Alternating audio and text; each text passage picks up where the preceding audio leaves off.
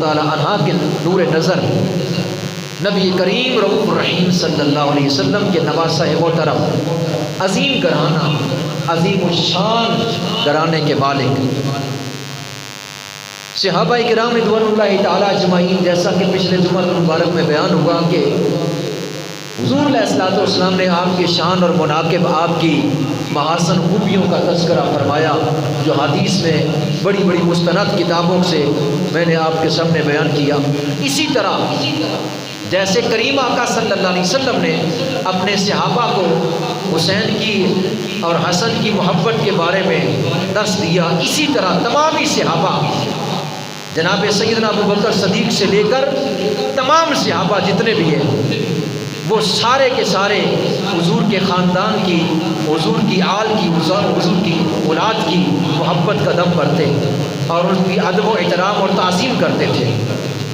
نبی کریم صلی اللہ تعالیٰ علیہ وسلم کے غلاموں پروانوں، جیسا کہ آپ نے سنا پچھلے جمعہ مبارک میں کہ سیدنا ابو بکر صدیق نے یہ کہا کہ رب کعبہ کی عزت کی قسم ہے کہ نبی کی آل، نبی کی قرابت، نبی کی اولاد مجھے اپنی اولاد سے زیادہ محبوب ہے۔ اسی طرح باقی صحابہ بھی حضور کی آل سے محبت فرماتے۔ ایک مرتبہ امیر المومنین سیدنا فاروق اعظم رضی اللہ تعالی عنہ آپ اپنی مسند پر تشریف فرما ہے، تو آپ کا بیٹا جناب حضرت عبداللہ ابن عمر رضی اللہ تعالیٰ عنہ، انہوں نے دروازے پر اجازت چاہی، ابا حضور اندر آنے کی اجازت ہے، لیکن اندر آنے کی اجازت نہ ملی کہ حسنین کریمین تشریف لائے۔ جب دیکھا کہ ان کا لخت جگر نور نظر عبداللہ دروازے پر کھڑا امیر المومنین سے اجازت طلب کر رہا ہے، اندر آنے کی اجازت ہے لیکن امیر المومنین کی طرف سے اجازت نہیں ہے، جب لخت جگر کا اجازت نہیں ہے تو ہمیں بھی اجازت نہیں ملے گی، وہ بن اجازت مانگے اپنے گھر کی طرف لوٹ گئے۔ لیکن جب حضرت فاروق اعظم نے اپنے بیٹے کو اجازت دی اور وہ اندر تشریف لے گئے تو انہوں نے عرض کیا، ابا جان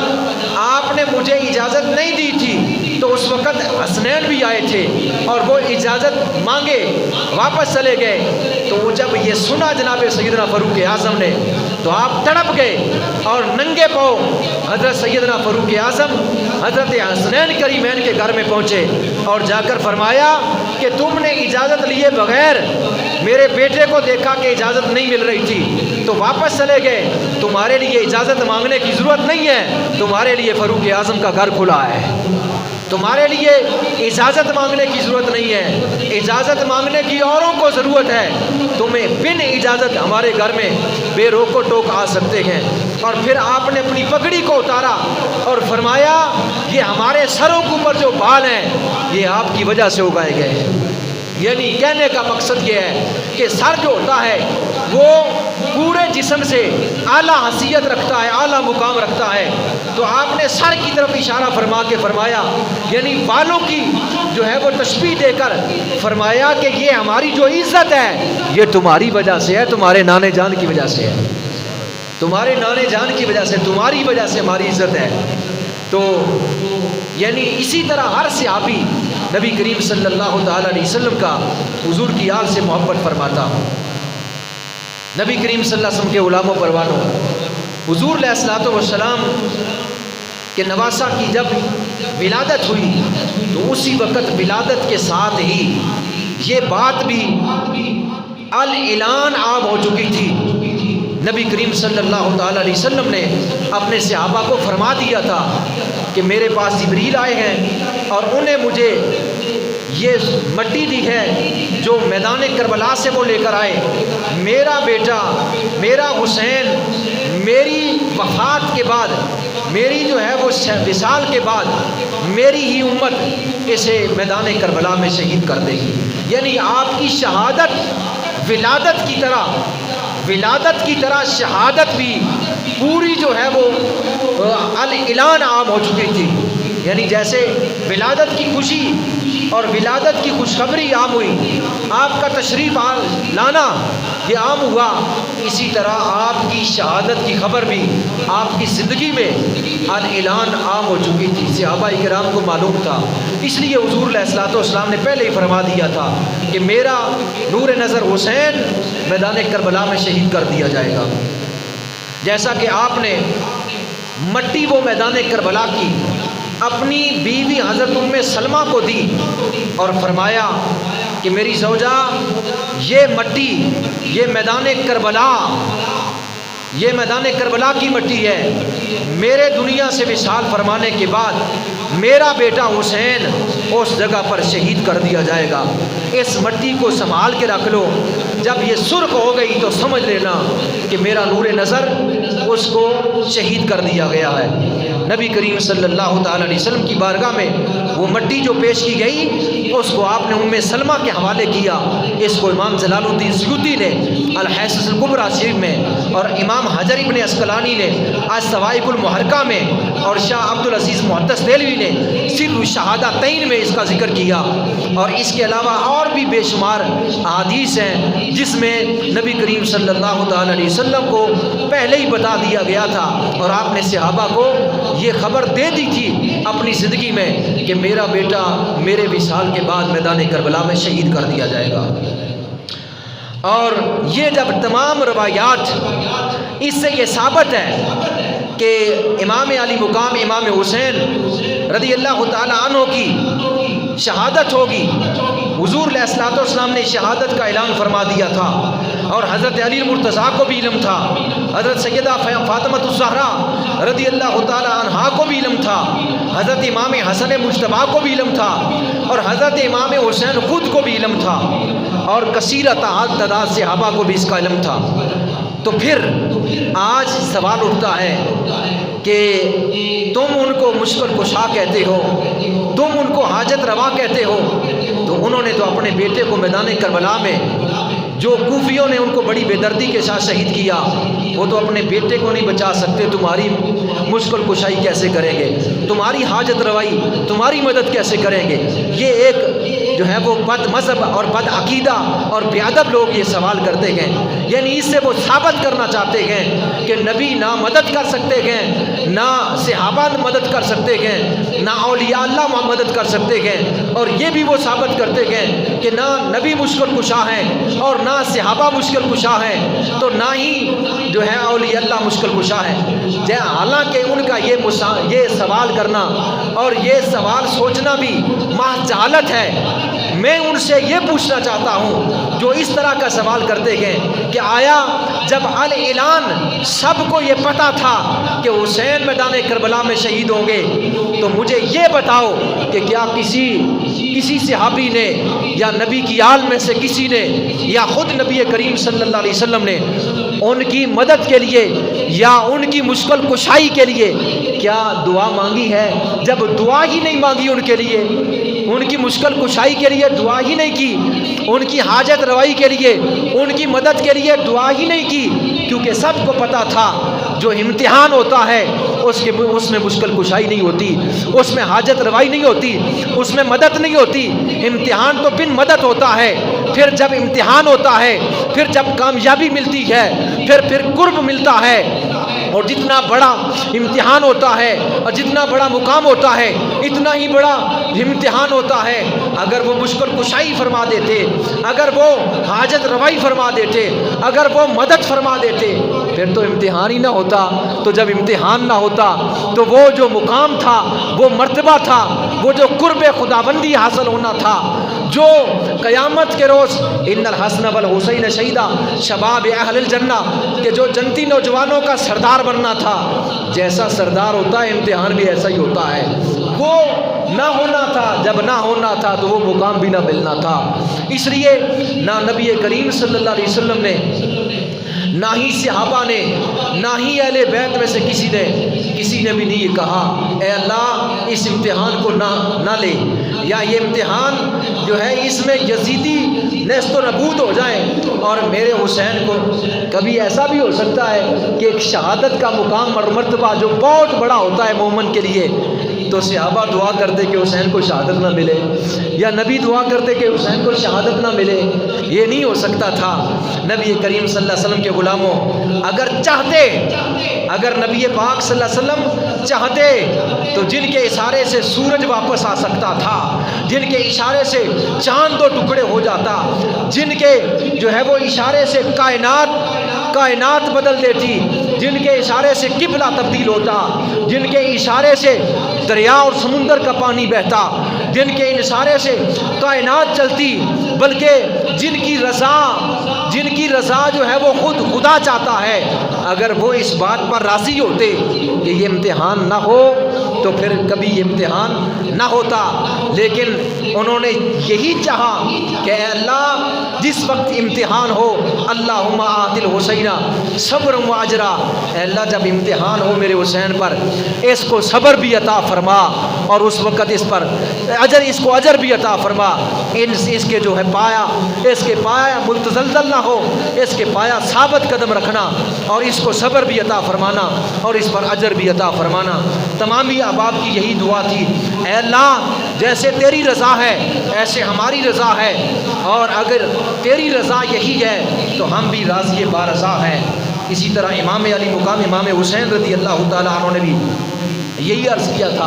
اے اللہ مجھے اس پر صبر اور اجر عطا فرمانا۔ نبی کریم صلی اللہ علیہ وسلم کے غلاموں پروانوں، حضور علیہ الصلوۃ والسلام کے نواسے جناب حضرت امام علی مقام امام حسین رضی اللہ تعالیٰ عنہ میدان کربلا میں جب خیمے لگے ہوئے تھے تو خیمے کے پاس ایک خندق تھی، وہ جس میں آگ لگی ہوئی تھی، وہ اس لیے تھی کہ دشمن جو ہے وہ خیموں کی طرف نہ آئے، خیموں کی حفاظت کے لیے آگ جلا رکھی تھی۔ تو ایک بدبخت جس کا نام مالک تھا، ایک بدبخت جس کا نام مالک تھا، اس نے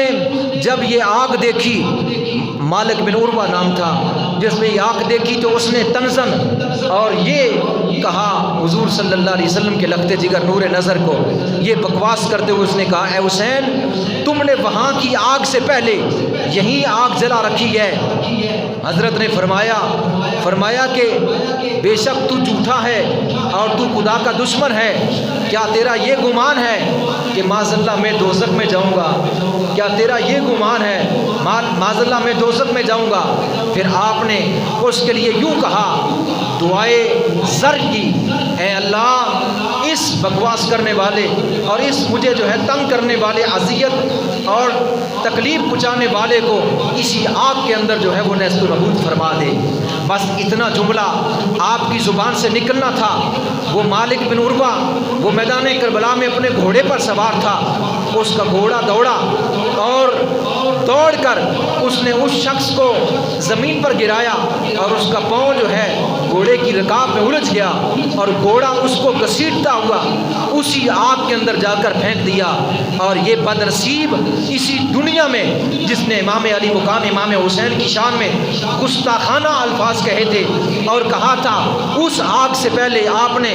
اس آگ کو یوں ہی جلا رکھا ہے، وہ دیکھتے ہی دیکھتے اسی آگ کے حوالے ہو کر جل کر جو ہے وہ مسم ہو گیا۔ جس کی اتنی زبان سے ایک میدان کربلا میں اتنے طنز کرنے سے، ایک اتنی اذیت دینے سے ایک بدبخت وہ آگ کے حوالے اس دنیا میں ہو کر نیست و نابود ہو گیا۔ اگر وہ یزید اور یزیدیت کے بارے میں لب ہائے پاک سے کچھ الفاظ فرماتے تو رب کعبہ کی عزت کی قسم ہے ایک بھی یزیدی نہ بچتا۔ جیسا کہ میں نے آگے بھی ایک مرتبہ بیان کیا کہ جس وقت نجران کے عیسائی حضور علیہ السلام کی بارگاہ میں آئے تھے تو انہوں نے عیسیٰ علیہ السلام کے بارے میں پوچھا تھا، میرے آقا صلی اللہ علیہ وسلم نے فرمایا تھا وہ اللہ کے نبی ہیں۔ انہوں نے کہا ہم نہیں مانتے، ہم تو ان کو ابن اللہ مانتے ہیں، ہم تو ان کو اللہ مانتے ہیں، ہم تو ان کو ثالث و ثلاثہ مانتے ہیں، یا خدا مانتے ہیں، یا بیٹا مانتے ہیں، یا جبریل مانتے ہیں۔ میرے مصطفیٰ کریم علیہ السلام نے فرمایا وہ فقط اللہ کے پیارے نبی ہیں، جس طرح باقی نبی آئے اس طرح نبی ہے۔ پھر حضور علیہ السلام نے ان کو مبالغہ فرمایا، مبالغے کے وقت فرمایا قرآن گواہ ہے ندعو ابناءنا و ابناءکم و نساءنا و نساءکم و انفسنا و انفسکم ثم نبتہل فنجعل لعنت اللہ علی الکاذبین. یہ آیت نازل ہوئی تم بھی اپنے بیٹے لے آؤ، میں بھی اپنے بیٹے لے آؤں، تم بھی اپنی عورتوں کو لے آؤ، میں بھی اپنی عورتوں کو لے آؤں، تم بھی اپنی جانوں کو لے آؤ، میں بھی اپنی جانوں کو لے آؤں. پھر اللہ کے حضور دعا کرتے گئے جھوٹوں پر اللہ کی لعنت ہے. حضور علیہ السلام اب اس وقت حضرت علی، حضرت فاطمہ، حضرت حسن، حضرت حسین ان چاروں کو لے کر چلے تھے اور فرمایا تھا کہ جب میں نصارہ کے بارے میں اللہ کے حضور دعا کروں تم نے آمین کہنی ہے. بس اتنا تم نے کہنا ہے. جس کی آمین کی طاقت یہ ہے اس کے منہ سے اگر دعائے زر نکل جاتی یزیدیوں کے بارے میں رب کعبہ کی قسم ایک بھی نہ بچتا. جب نصارہ نے دیکھا ان حسین صورتوں کو، ان پاک سیرتوں والوں کو جب دیکھا تو نصارہ کے بڑے نے کہا اگر تم نے مبالغہ کیا محمد سے تو رب کعبہ کی عزت کی قسم ہے اگر محمد نے تمہارے حق میں دعائے زر فرما دی اور ان نفوس قدسیہ نے آمین کا جملہ کہہ دیا قیامت تک ایک بھی نصارہ نہیں بچے گا.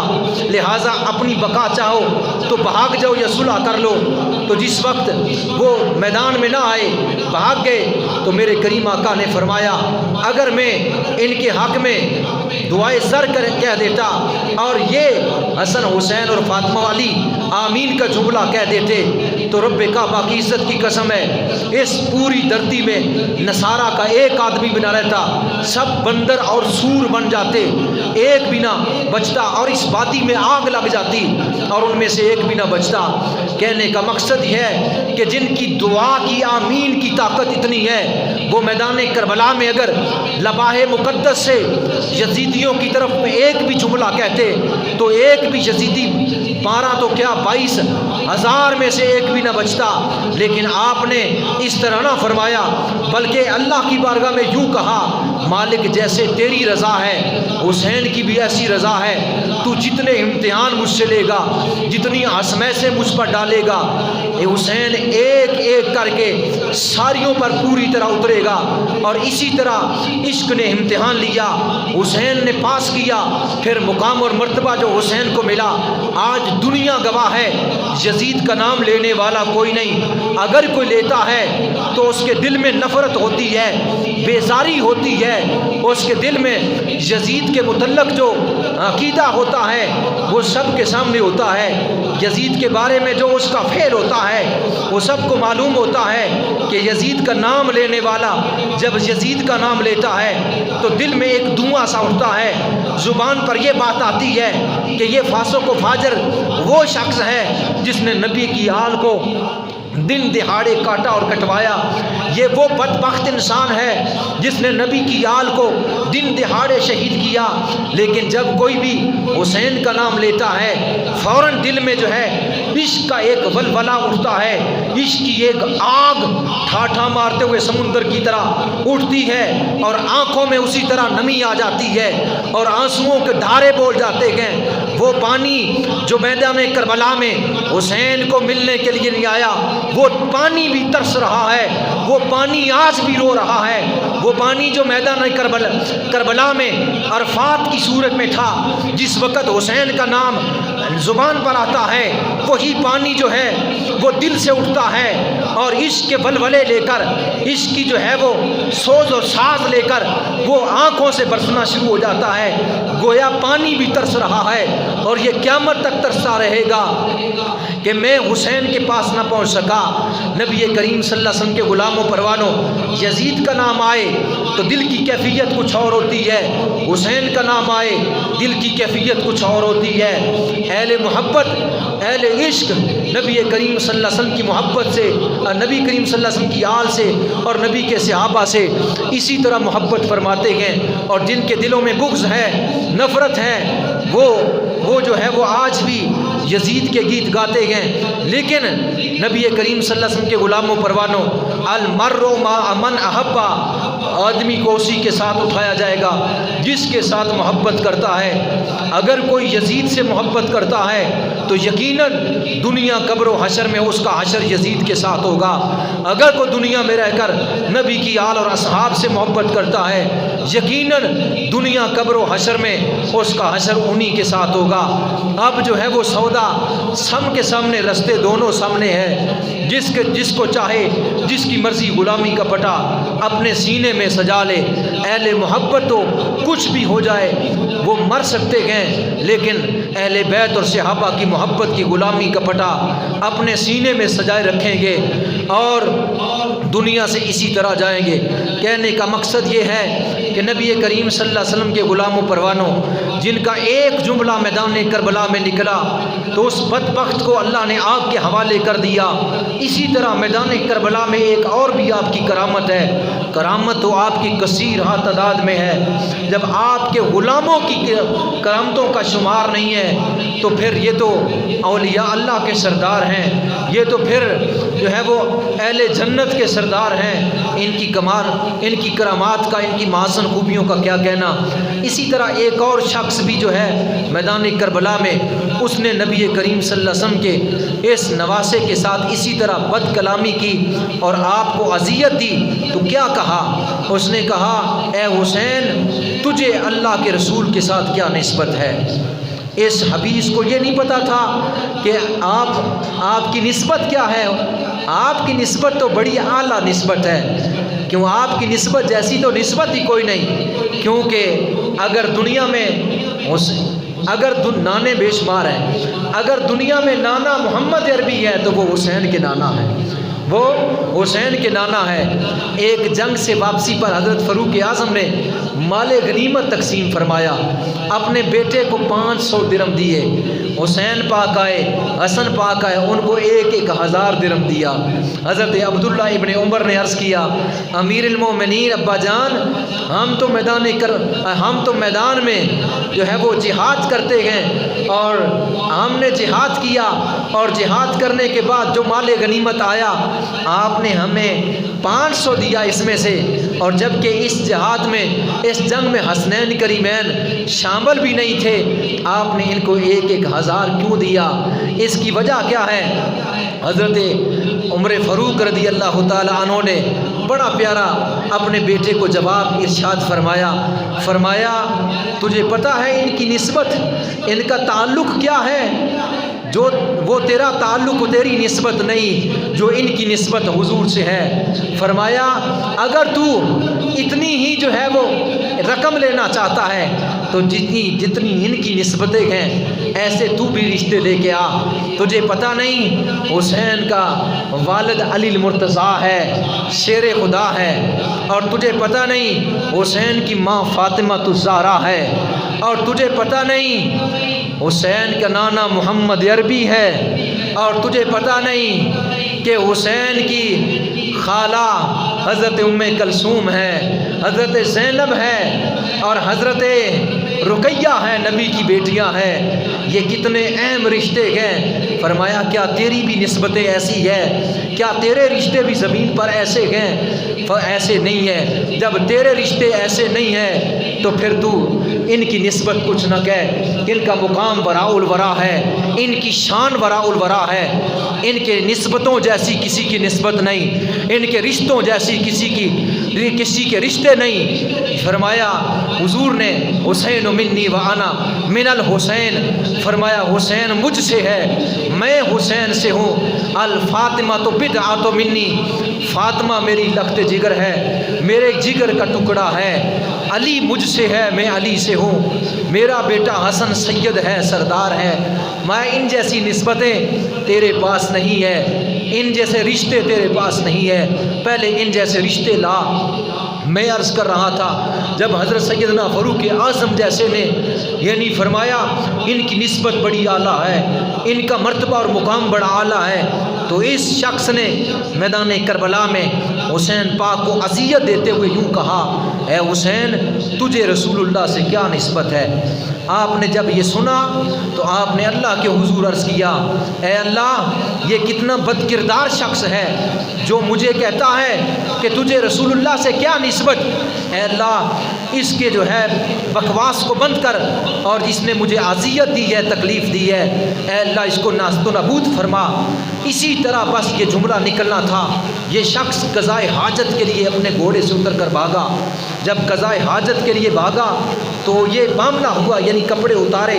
پیشاب کرنے کے لیے، تو ایک ناگہاں ایک سیاہ بچھو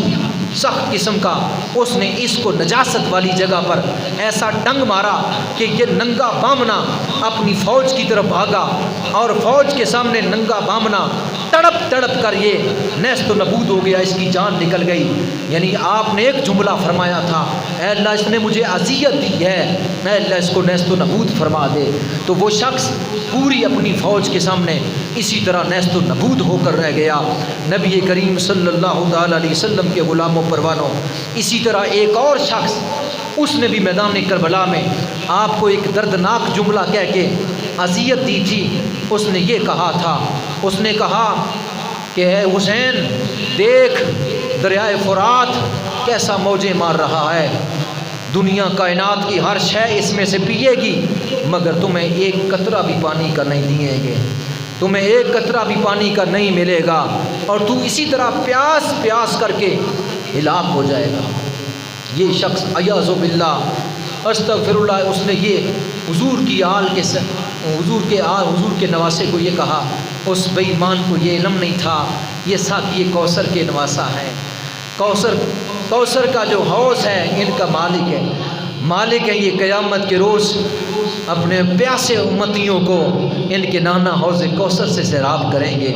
یہ تو ساقی کوثر کے نواسا ہیں۔ میں کن کو کہہ رہا ہوں کہ کائنات کی ہر شے نہر فرات سے پانی پیے گی، اور یہ نہر فرات کا پانی ٹھاٹھا مارتا ہوا بہ رہا ہے، تمہیں ان میں سے ایک قطرہ بھی نہیں ملے گا، اور تم تڑپ تڑپ کر ہلاک اور پیاس پیاس کر کے ہلاک ہو جاؤ گے۔ بس اتنا اس نے جملہ کہا تھا۔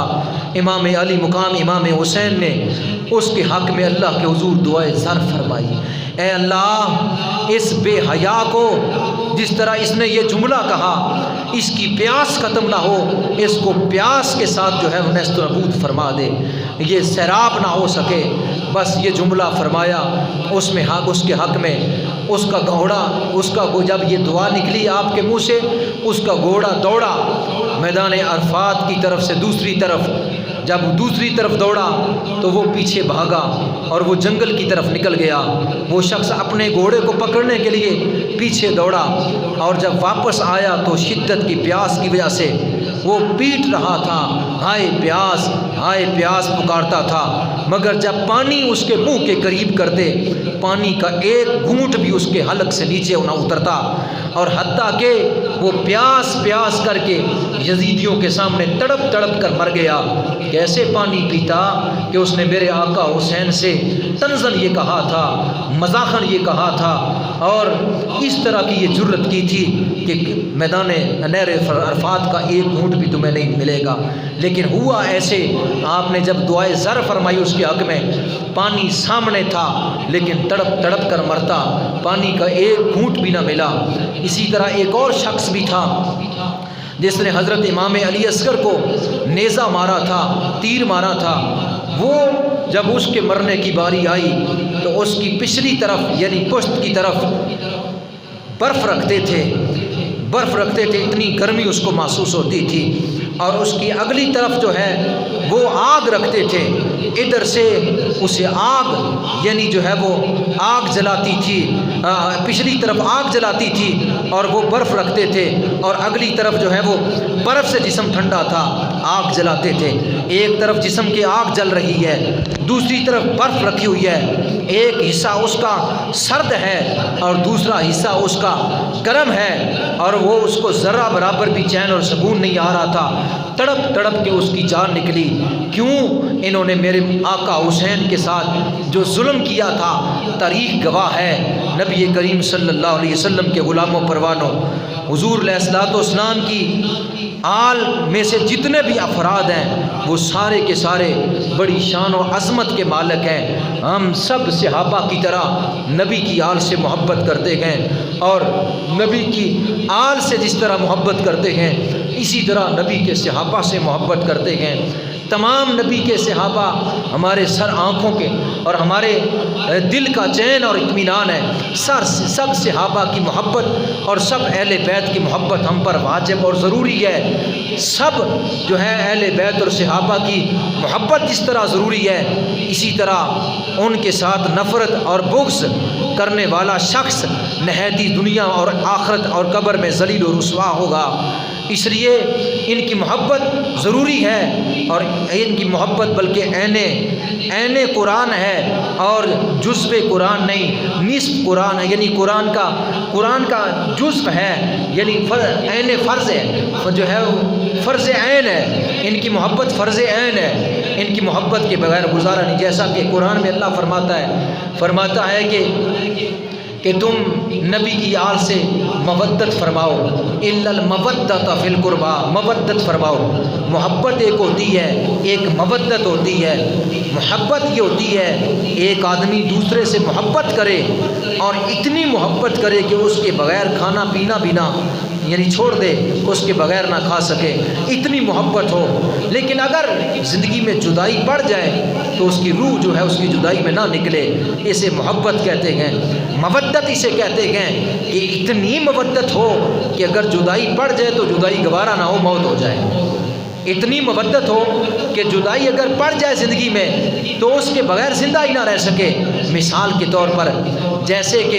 ایک انسان کو دوسرے انسان سے محبت ہوتی ہے لیکن وہ اس کی محبت میں زندہ رہتا ہے، لیکن مچھلی جو ہے اس کو پانی سے محبت نہیں ہے،